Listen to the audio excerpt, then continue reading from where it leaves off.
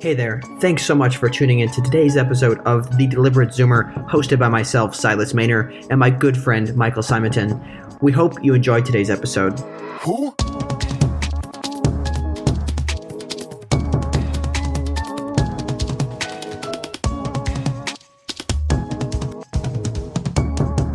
And we're live. Here we go. Welcome back to the show, everybody. Michael and Silas talking about living your 20s with intention, setting yourself on a trajectory for the rest of your life through your 20s. And today we're going to be talking about accountability and routines, kind of similar to what we talked about last time with setting a set of rules for yourself in life, but a little bit different from the aspect of we're going to discuss the specifics of routines rather than just habits, routines specifically, and how to create them and how to stick with them and how to basically be held accountable. So just initially, I want to go off of, I had really developed a good, I guess for the first time in my life, a very nice routine when I had moved to New York during quarantine. I had, we started working a new job in New York first couple of weeks, and then quarantine happened. So I went to working from home, and it was just kind of a shit show, right? I was getting my work done, working hard, but at the same time, I was just kind of finding, nothingness to fill my what time I did have. And so eventually I was like, this has to stop. First of all, I realized I'm getting out of shape. I need to start running. So I started doing different things. And then eventually I got to a point where I built a routine, which was essentially, it touched all four areas that are important to me. And I was able to do that through accountability. So that's what really helped me to get to a point where I felt very happy with my life, even though I'm not one to like routines. If anybody who knows me knows that routines to me get super, it's like, oh, this is very dull. I don't want this. But I started to realize if you have the right type of routine, it doesn't get boring. So I guess, Michael, what are some things that you wanted to kind of also kick off here with the idea of this accountability and routines?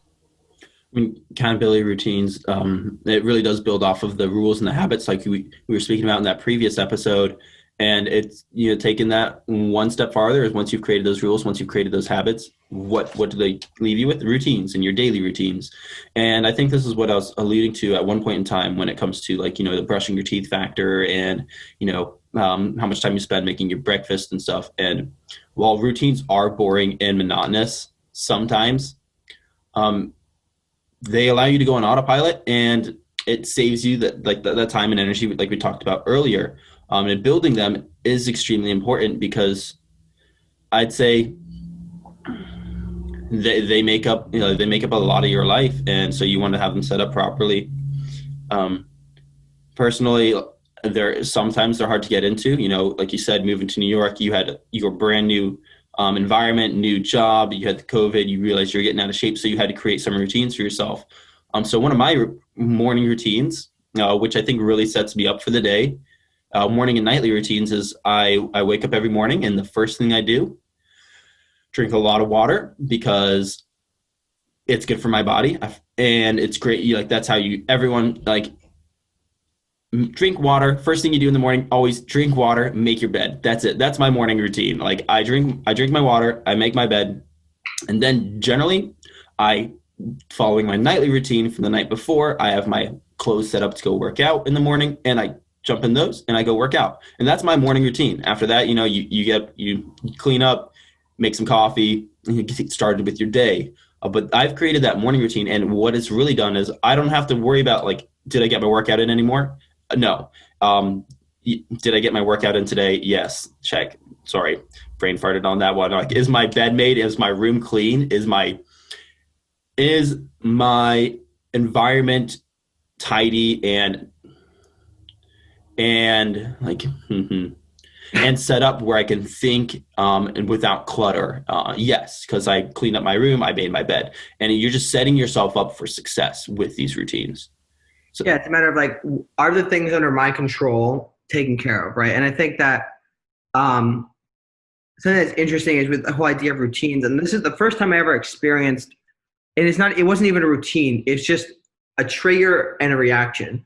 I don't know if we talked about this in a previous episode or not, but when I had started blogging, and we did that blogging challenge through 30-day blogging challenge with Praxis, I had the habit of writing every morning. I would always write in the morning, just get it done with, get the blog written and published, and then I'd go on with my day. But there was a couple times, during that summer previous, I had never been a fan of Starbucks, but I started going to Starbucks and getting my work done there because this is a nice environment. I could get hot water for my mate and all this stuff. It was a nice place to go. And a lot of my friends would just kind of pop in throughout the day in connection. So I'd end up seeing a lot of people.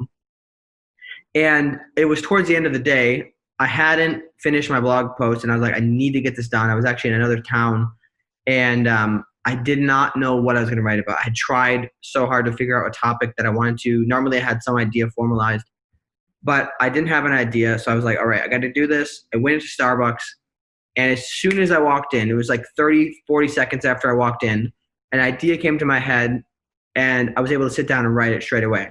In this case, it happened to be that I was writing about why I do my work at Starbucks. It's one of my favorite posts to this day. It's very succinct to the point post. I think I wrote it in 20, 30 minutes. And the idea is that once I walked into that environment, to that Starbucks environment, my brain said it's time to work, and it immediately just like pulled together the thoughts and I was able to formalize it. So I think the same thing is with your routines, is manufacturing the result. So I think the best example of this is moving to a new city or moving to a new apartment, whatever. Be very conscious of doing things a certain way for the first 3 weeks, because whether you like it or not, the way you start doing things is going to be the way you're going to want to naturally continue doing things from that point on. So get into the habit of get home, don't cram in your moving hours. Like move there at a decent hour, get your stuff unpacked, and then go to bed at a certain time and create these habits, because then you can manufacture the result. So manufacturing the result all starts with the habits. And I think this is part of why a lot of people do meditation, for example, in the beginning of the day, is because they can get to a point where things are very peaceful and they focus on one thing at a time. And as a result, the rest of the day just goes really well. Absolutely. And I think you're very right there, especially with the point about, being Starbucks and creating that routine, about you basically, you do work when you're at Starbucks, and that's the routine, and that's the habit you've built for yourself there. And so just walking back into that environment triggered that. It's like flip the switch. And to your point on moving to a new city, getting into a new environment, everyone, yes, that is a huge importance. I've heard this from so many people. The way you do things the first 3 weeks when you are in a new environment kind of sets yourself up for the rest of the time there. Yes, of course you can change it. Yes. However, it's going to take a lot more energy than if you had just approached it proactively and been like, okay, this is the new environment. These are the routines I want to set up for myself. I'm going to go about doing that. And really, like a lot of times with many of these things we talk about here, you can they can get much more complicated than they need to be. So you don't have to feel the need to get like super granular and super specific about all these things if it's not something that's a problem for you. So like if it's as simple for you as I need to make routines, these are what I like, bam, I created a routine around that, leave it there. And that's how it can be for some of us. For me, that's kind of how it is for me. I was like, okay, I need to get my workouts in. I want to get up early because I get after it every single day, and the early bird gets the worm. So it's like, all right, so easy. The best way to start off my morning, work out, get up early. That's it. And it's like, that's it. And so it's like, okay, from there, what are the other two things that are supplementary to that? So every day you wake up, you really should have that water. So it's like, hey, check. And it just builds off of those two things. And next thing I know, I have it's an awesome routine, but all it took for me was to be like, okay, I want a good morning routine. And these are the two things, these are the two important things for me in the morning. And then just build off of that. So for you, I think that's something that I've experienced with, in the job I have. I don't know exactly how many people listening have this type of job. I'm assuming at some point they will have something like this, but work tends to have no end point for me in the day. There's like no 6:30, I'm done, right? It's like it goes on because we have to work West Coast hours too. So sometimes we're up pretty late. So I've realized that if I actually care about something, it has to happen before work. So it has to happen before 8:30 every day. That's why I started getting up at 5:30. Like that's the only reason. I do enjoy getting up early because there's just not as many people up. It's like you've conquered the world before everybody else type of thing. But it's also because that gives you the time to do what's important. And for me, now my routine is in the morning, I have my prayers, I have my different reading, like the thing, and then working out too. The different things that I have classified as my four main areas of importance, spiritual life, work life, fitness, and learning new things. I've made space for those every morning, right? So right now, my learning new things is my German lessons. I do my German lessons. I read these things. Then I get on the train, and I have time on the train to read other books and do things before I get to work. So by the time I've gotten to work, I've already checked like 5 or 6 boxes, health and all these different things. It makes you feel great. And how can you not have a good day from that point on?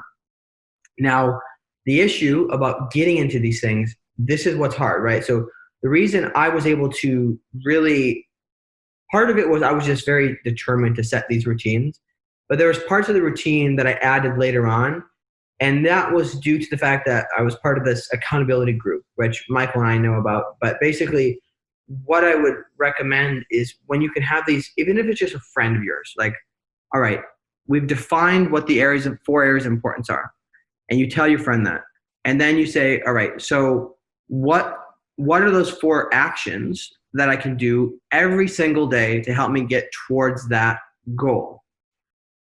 And then you basically create one routine that you want to start for the whole week. Do one at a time, whether it's getting up out of bed at a certain time or doing workout, right?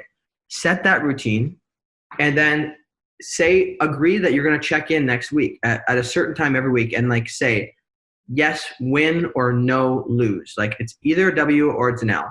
That's the way my boss works with things. Like we either won this month, this quarter, or we lost. There's no in between. I don't care about your small wins. You either win or you lose. And having that person to go back to at the end of the week, like you just know, I got to talk to them. I have to be honest. And it's very important. Absolutely. And, speaking to that group, and you don't necessarily need a group. Like you said, you need maybe one individual, maybe one person, maybe your significant other. But literally all it takes is for you to sit down and be like, hey, listen, I want to get better. I want to improve in these areas of my life. I want to set this up. So what I'm going to do, and is every week, I just want to check in with you, touch base on these 4 things at least once, where I have to tell you it's either, and you're right, it should always be all or nothing, because if you want to succeed, that's how you're going to set it up. If you set it up as like the little small steps, like, oh, well, I made like 70%, then you kind of, you don't get that bad gut feeling. You don't get those negative incentives to push you further. Like it's either you win or you lose. And I mean, in life, I'd say it kind of happens that way in every single area that you set up for yourself too. You either win or at that factor, whether it's spiritual, religion, whether it's health and fitness, or you lose. Like, so that's in individuals, not life as a whole. So, but that's very important to do. And just say you're going to check in with them, be like, all right, I did great this week. I hit these things. And then go from there. If you didn't, be like, okay, I messed up. Obviously I took the L. Next week I'm going to do better, and this is how. And always have a plan if you didn't succeed on how you're going to do better or how you're going to improve.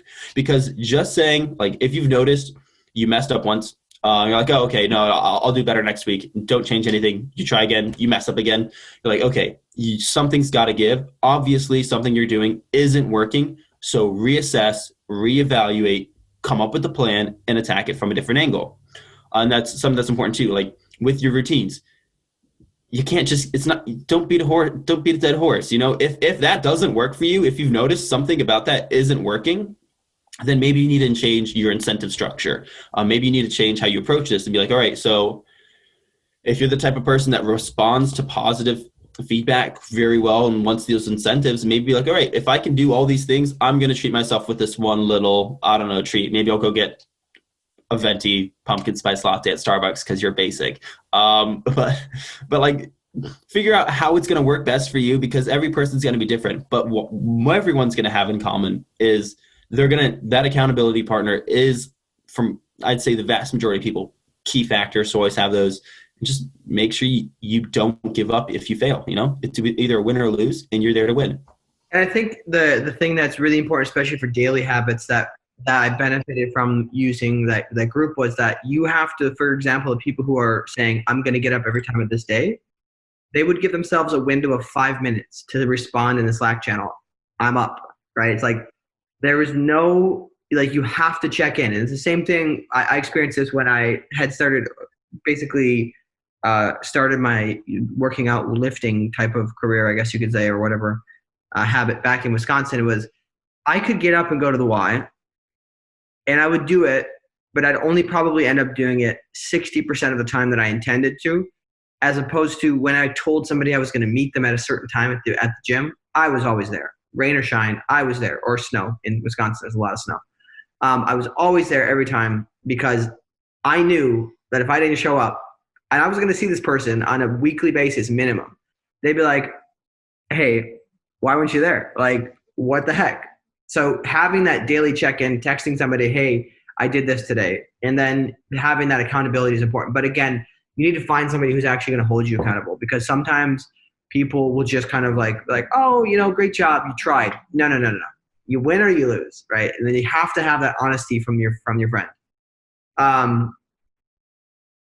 One thing, I guess, just kind of continuing on this idea of routines is, I think you mentioned it a little bit, but just don't do something just because, like, do it because it is in line with the rest of your goals, right?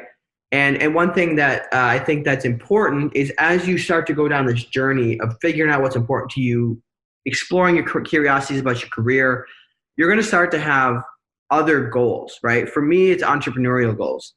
And those are like 5 to 10 year goals. You can't just accomplish that in one day. So what I have started doing, and this month hasn't been the greatest for it, but what I've started doing is I broke it down into an outline of what I want to accomplish by this date. And then I break that down into, okay, I have 3 months left in the year. What do I need to get done each month to meet that criteria? And then I break that into a weekly goal. And then I break that into, like, okay, so there's these 5 projects I have to accomplish each week. And having somebody to help you with those projects is very helpful. That's the other accountability side for long term. And again, the long term is only possible when you have the baseline routine and everything set in stone, so that, for example, in my case, I have to do my job well. Like, I have to continue to do that well, because this stuff all happens outside of my work, right? And if your personal goals and your work goals are all lined up, like if that's the same thing, it's all in a career, then put the extra time in after hours to learn the skills that you're lacking at work. Like, do the things that are going to help you get closer to your target. Always, and to kind of to your point, like, what we're doing here is we're getting very granular with it. Like, you're taking it to you're breaking it down until bite-sized pieces. It's not like to that big goal, you're breaking that down and you're getting after it with your routines and stuff. And I think that's a huge thing that, it's very important. I know we touched on it a few times now and don't want to beat that dead horse, but it can be that simple to, like, it's just taking that thought, taking that moment to have those deep thoughts and realize how you want to go about this, and then just doing it. In reality, all of these principles that we're discussing are very simple. And that's why we kind of visit these things, because it just comes down to this idea of taking responsibility, breaking down what you want, like really being honest with yourself again, learning how to say yes and no to what you know is important to you, getting yourself in the right conditions, making sure that you have these kind of this trajectory that you're setting on, or these boundaries, I guess you could say, with the rules, and then the accountability part. I think that what I've experienced and seen in other people is that when they have these long-term goals or dreams, as they call them, like, oh, someday I'd like to travel to Spain for a week.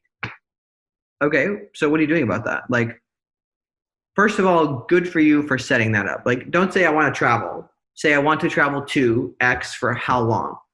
And then as a result, your brain will naturally try to come up with ways to do that. But if you're really good, you're going to be like, all right, how much is that going to cost? Go figure it out. Get an estimate of how much you're going to need to save. And then be like, all right, I can do that if I save this much. I can do that if I stop getting Starbucks venti pumpkin spice lattes for 5 months. I'll have enough to go, right? Like Starbucks adds up, guys. Just saying, Starbucks adds up. And then create, like, don't just say you want it and don't do anything about it. If you actually care about it, do something about it now. You know, that was something that I sunk into with this idea that I want to have this startup in the future was I don't have to do anything about it. I would attend these masterminds, these entrepreneurial masterminds to advise people. And then Peyton asked me, she's like, oh, so what are you trying to do? I was like, I mean, nothing really. It's a ways out. And then I thought about it for a while after that. And I was like, that's bullshit. Just because it's 5 years out, there's a lot of things I should be doing to prepare for that. So figure out what it is you want and like just start doing something about it with your routines and your accountability. Absolutely. Yep. I couldn't agree with you more there, Silas. I mean, I don't really have like like you said, these are simple concepts and I could just keep saying some of the same, like similar things, but it's like really, you know, do something about it, set those routines, fucking get after it, bro. Like, what are you waiting for? Yeah, I think that, I guess just to maybe some of the objections, I'm trying to think of some of the objections people might have to this, which is, you know, listen, well, go ahead. Everyone's going to have excuses. And what your objections really come down to, they're just excuses of reasons you don't want to. Like, if it's important to you, there's not going to be an objection. Like, have the discipline, put in the work, and that's it. Like, I mean, maybe you have a valid objection. I just have yet to hear one in my life. It's really just excuses. Like, the other thing is sometimes the objections are helping you actually discern what's actually important to you, right? So if there's a real objection, which again, I agree, there's not very many real objections. Sometimes, like what I've experienced a lot of is people say, oh, but I can't, you know, I won't be able to hang out with my friends as much. It's like, okay, is that you having FOMO? Are you insecure about something that you just need that validation of other people? Or do you actually value friendship above those things? Like, do you not work on your career goals because friendship is more important to you? If that's the case, then good. Just admit it and put it in line with your targets. Like, don't make excuses for things that aren't real. Like, and if you make an excuse for something, either the goal isn't important to you or you like something else, but also, again, use those excuses, like ask yourself honestly, like, does this actually matter to me? Or is this excuse a real excuse? Or am I like, is there a subconscious thing that I'm doing that is something I learned at a young age? Maybe it's one of those habits you develop when you're 6 and you're like, oh shit, I got to fix that. But figure that out. Ask yourself, be honest with yourself. Ask yourself, what are the real motivations for these? Because we all have issues that we could really like get the wrinkles out of. And just trying to pretend that we're fine, everything's fine, is not good. And I think that I just saw this the other day, one of Jordan Peterson's talks. I don't remember the exact talk, but he was mentioning accepting, when people talk about like accepting who they are and this is that, it's like, if people are really in a shitty place and they're bad people in general, saying I'm good, I'm fine is terrible to them. It's devastating. So like, if you feel like you have things that you want to change, admit it and start changing them. Don't try to accept that, oh, it's okay that I really don't care about my health. I don't care about my career. I have no idea what I'm doing. I'm in tons of debt. Like, start one little thing at a time to get out of that by creating these habits and these routines. Again, first starting with what's important to you and going through what we've already discussed in the previous episodes. Yeah, I think that's pretty much everything. Is there anything else you wanted to end off with? Oh, nothing really. I was just thinking of my I know some people who have a very hard time getting up in the morning, and that's their objection for getting up in the morning. And it's like, I mean, it's hard. All right. Yeah, exactly. It's hard for everyone. Some people are morning people, others are not so much. But really, it comes to what you just said there. Is it that important to you? is getting up early something that is important to you that you want to do? That's either a yes or a no. If it's a no, screw it. Okay, don't worry about it. If it's a yes, okay, how are we going to make this happen? Like, that's it. It's just being able to say yes and no to things and not having that gray area allows you to take your life so much farther than ever before, like than you will if you play that excuses games or, you know, the vague maybes. Like, you just got to say yes or no and then go from there. Yeah, very good. Yeah. So just to recap, basically, again, create routines that are in line with the rules that you set, which obviously go all the way back to what's important to you. And very, very, very importantly, find someone, whether it's a person or a group of people, they're going to hold you accountable to those things. Make sure that you share your long-term goals, share your short-term goals, and define them. Say actively, I will accomplish these things by this date. And if you haven't, you need to chalk either an L or a W on that board. And it's up to you whether you want to be a winner or loser. So, yeah, very cool. Well, everybody, thank you for joining us today again. We will be back again with the next episode, kind of discussing the idea of starting with the end in mind. That will be our final episode for this series. And I really, really hope you enjoyed today's episode and look forward to seeing you next time.